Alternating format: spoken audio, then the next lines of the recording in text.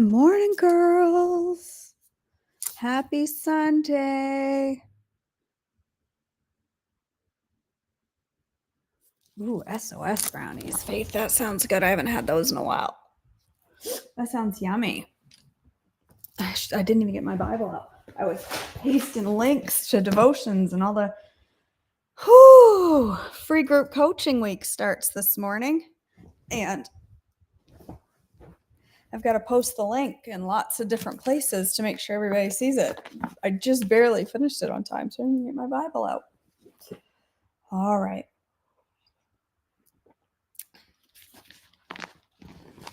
I had to put real half and half in my coffee this morning because I'm all out of pods and I'm all out of my Chobani Zero creamer. And I don't like it at all. It tastes gross. I want my good creamer back. All right, girls, we are on.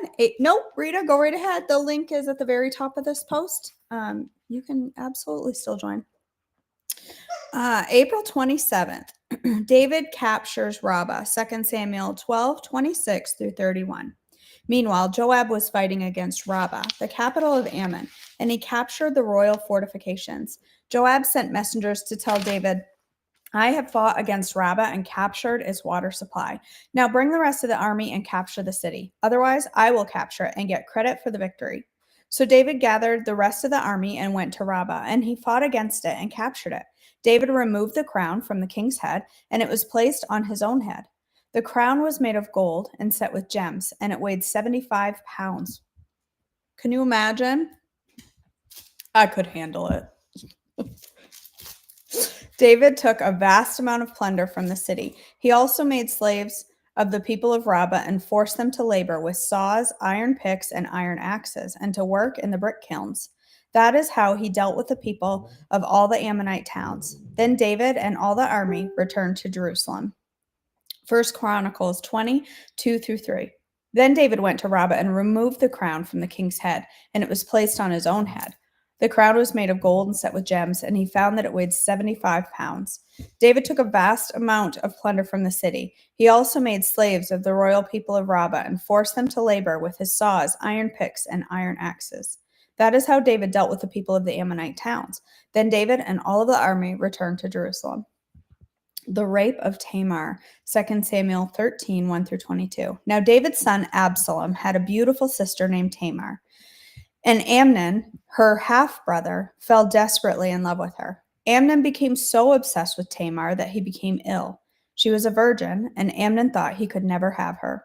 But Amnon had a very crafty friend, his cousin Jonadab. He was the son of David's brother Shemaiah. One day, Jonadab said to Amnon, what's the trouble? Why should the son of a king look so dejected morning after morning? So Amnon told him, I am in love with Tamar, my brother Absalom's sister. Well, Jonadab said, I'll tell you what to do. Go back to bed and pretend you are ill. When your father comes in to see you, ask him to let Tamar come and prepare some food for you. Tell him you'll feel better if she prepares it as you watch, and she feeds you with her own hands. So Amnon lay down and pretended to be sick. And when the king came to see him, Amnon asked him, please let my sister Tamar come and cook my favorite dish as I watch. Then I can eat it from her own hands. So David agreed and sent Tamar to Amnon's house to prepare some food for him. When Tamar arrived at Amnon's house, she went to the place where he was lying down so he could watch her mix some dough. Then she baked his favorite dish for him. But when she set the serving tray before him, he refused to eat. Everyone get out of here, Amnon told his servants, so they all left. Then he said to Tamar, now bring the food into my bedroom and feed it to me here. So Tamar took his favorite dish to him, but as she was feeding him, he grabbed her and demanded, come to bed with me, my darling sister. That's not saucy reading or nothing. No, my brother, she cried, don't be foolish. Don't do this to me. Such wicked things aren't done in Israel. Where could I go in my shame? And you would be called one of the greatest fools in Israel. Please just speak to the king about it, and he will let you marry me. But Amnon wouldn't listen to her, and since he was stronger than she was, he raped her. Then suddenly Amnon's love turned into hate, and he hated her even more than he loved her. Get out of here, he snarled at her. No, no, Tamar cried. Sending me away now is worse than what you've already done to me. But Amnon wouldn't listen to her. He shouted for his servant and demanded, "Throw this woman out and lock the door behind her." So the servant put her out and locked the door behind her. She was wearing a long, beautiful robe, as was the custom in those days for the king's virgin daughters. But now Tamar tore her robe and put ashes on her head, and then with her face in her hands she went away crying. Her brother Absalom saw her and asked, "Is it true that Amnon has been with you?" "Well, my sister, keep quiet for now, since he's your brother. Don't worry about it." So Tamar lived as a desolate woman in her brother Absalom's house. When King David heard what had happened, he was very angry. And though Absalom never spoke to Amnon about this, he hated Amnon deeply because of what he had done to his sister. Absalom's revenge on Amnon, 2 Samuel 13:23 through 29. 2 years later, when Absalom's sheep were being sheared at Baal Hazor near Ephraim, Absalom invited the king's sons to come to a feast. He went to the king and said, "My sheep shearers are now at work. Would the king and his servants please come and celebrate the occasion with me?" The king replied, "No, my son. If we all came, we would be too much of a burden on you." Absalom pressed him, but the king would not come, though he gave Absalom his blessing. "Well then," Absalom said, "if you can't come, how about sending my brother Amnon with us?" "Why Amnon?" the king asked, but Absalom kept on pressing the king until he finally agreed to let all of his sons attend, including Amnon. So Absalom prepared a feast fit for a king. Absalom told his men, "Wait until Amnon gets drunk, then at my signal, kill him. Don't be afraid. I'm the one who has given the command. Take courage and do it." So Absalom signaled at Absalom's signal, they murdered Amnon. Then the other sons of the king jumped on their mules and fled. As they were on their way back to Jerusalem, this report reached David: "Absalom has killed the king's son. No one is left alive. Not one has killed all the king's sons. Not one is left alive." The king got up, tore his robe, and threw himself on the ground. His advisors also tore their clothes in horror and sorrow. But just then Jonadab, the son of David's brother Shemaiah, arrived and said, "No, don't believe that all the king's sons have been killed. It was only Amnon. Absalom has been plotting this ever since Amnon raped his sister Tamar." "No, my lord the king, your sons aren't all dead. It was only Amnon." Meanwhile, Absalom escaped. Then the watchman on the Jerusalem wall saw a great crowd coming down the hill on the road from the west. He ran to tell the king, "I see a crowd of people coming in from the Horonaim road along the side of the hill." "Look," Jonadab told the king, "there they are now. The king's sons are coming, just as I said." They soon arrived, weeping and sobbing, and the king and all of his servants wept bitterly with them. And David mourned many days for his son Amnon.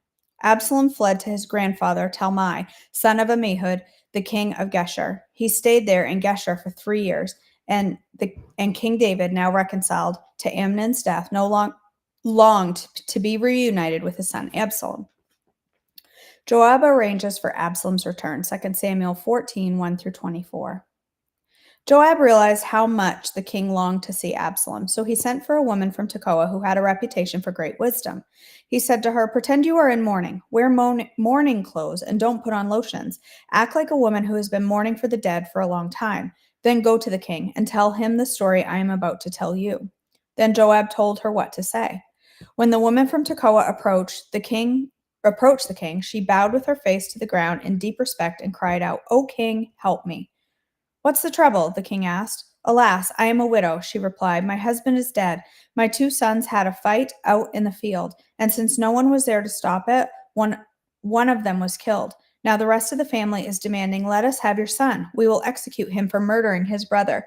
He doesn't deserve to inherit his family's property.'" Excuse me. They want to extinguish the only coal I have left, and my husband's name and family will disappear from the face of the earth. "Leave it to me," the king told her. "Go home, and I will see to it that no one touches him." "Oh, thank you, my lord the king," the woman from Tekoa replied. "If you are criticized for helping me, let the blame fall on me and on my father's house, and let the king and his throne be innocent." "If anyone objects," the king said, "bring him to me. I can assure you he will never harm you again." Then she said, "Please swear to me by the Lord your God that you won't let anyone take vengeance against my son. I want no more bloodshed." "As surely as the Lord lives," he replied, "not a hair on your son's head will be disturbed." Please allow me to ask one more thing of my lord the king, she said. Go ahead and speak, he responded. She replied, Why don't you do as much for the people of God as you have promised to do for me? You have convicted yourself in making this decision because you have refused to bring home your own banished son. All of us must die eventually. Our lives are like water spilled out on the ground, which cannot be gathered up again. But God does not just sweep life away. Instead, he devises ways to bring us back when we have been separated from him. I have come to plead with my lord the king because people have threatened me. I said to myself, perhaps the king will listen to me and rescue us from those who would cut us off from the inheritance God has given us. Yes, my lord the king will give us peace. Yes, my lord, the king will give us peace of mind again. I know that you are like an angel of God, discerning good from evil. May the Lord your God be with you. I must know one thing, the king replied. Tell me the truth. Yes, my lord the king, she responded. Did Joab put you up to this? And the woman replied, My lord the king, how can I deny it? Nobody can hide anything from you.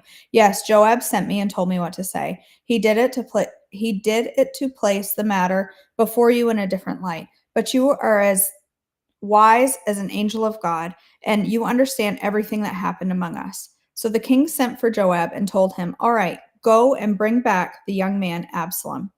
Joab bowed with his face to the ground in deep respect and said, At last, I know I have gained your approval, my lord the king, for you have granted me this request.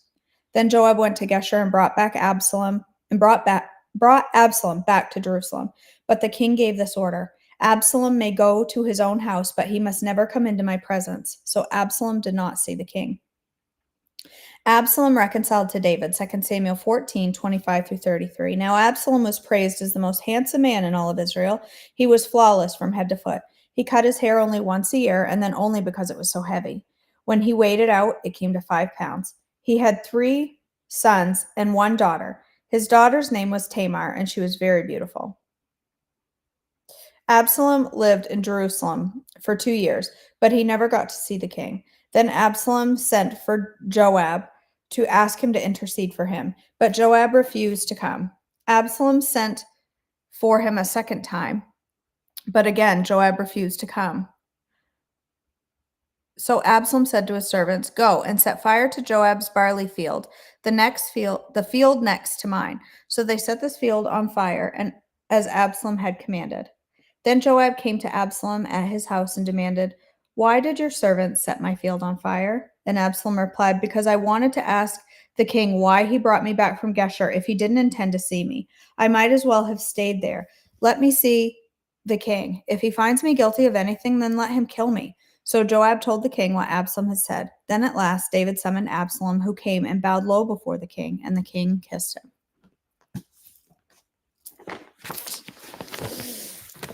All right.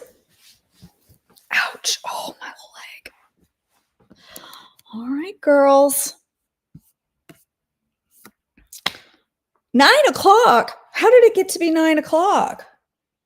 I've got to go to church. It's getting late. Isn't it, Bessie? It's getting late. Are you saying good morning to the friends? Are you saying good morning? Yeah? Say hi. You're such a handsome man, aren't you? You won't even let me pet your nose. Such a good boy. All right, my friends. Well, let's go ahead and end in prayer this morning. I know why I'm sneezing. It just hit me. It's these peonies. They're super perfumey smelling. That's what it is. It just hit me. I'm like, why am I sneezing and itching this morning? I think it's these peonies. I think they're a little stronger than I can take. All right, let's go ahead and end in prayer. Our Father God, we thank you for our time together. We just praise and worship you this morning. And thank you for being a God who saves, a God who loves us, a God who speaks to us through his word, a God that we can boldly approach the throne. I just thank you and praise you today. God, I pray for each woman here and all that they are going through, the struggles of loss, of financial difficulty, of difficulty with their nutritional habits, with their their eating habits, maybe their movement habits, just so many struggles of all different kinds on each woman's heart this morning. And I just praise you that we can boldly approach the throne and ask for your grace and your mercy and your strength and your provision for each and every one. God, as we start this week and a very big week in my business, I just ask for your strength. I ask for clarity. I ask for your wisdom. I ask that you would just bless each person that has joined us this week and that you would strengthen and encourage each and every one. In your precious name I pray. Amen. All right, my sweet friends. Yeah, he's a good boy. He's been going riding a lot. Yesterday he had a good day, didn't he, Bassy? He got a pop cup at the Chick-fil-A. Did you get ice cream? Yeah. Oh, he loves his Chick-fil-A pop cups and his Starbucks pop cups and his McDonald's pop cups and his pop cups from Burger King and his pop cups from Wendy's and his pop cups from anywhere we drive. He gets a pop cup. And I love the ones that just do whipped cream because I don't feel like I'm giving him too much. It's like 2 tablespoons of whipped cream that they give him. So he loves that, don't ya? He loves to go riding in cars. Yes, he does. He loves to ride in a convertible with the top down. All right, sweet friends. Thanks for being here. I got to head to church. Got to get some food in my belly first and then head on to church. I love you guys so much. I hope you have a wonderful Sunday and I'll see you. I'm going to try. We're going to see how the afternoon goes. I think I have to move those flowers. Oh, I think I'm going to try to go live this afternoon to do a little bit of salad prep for the week. So if I do, I hope you'll join me. If not, I'll see you all back tomorrow. Love you, girls.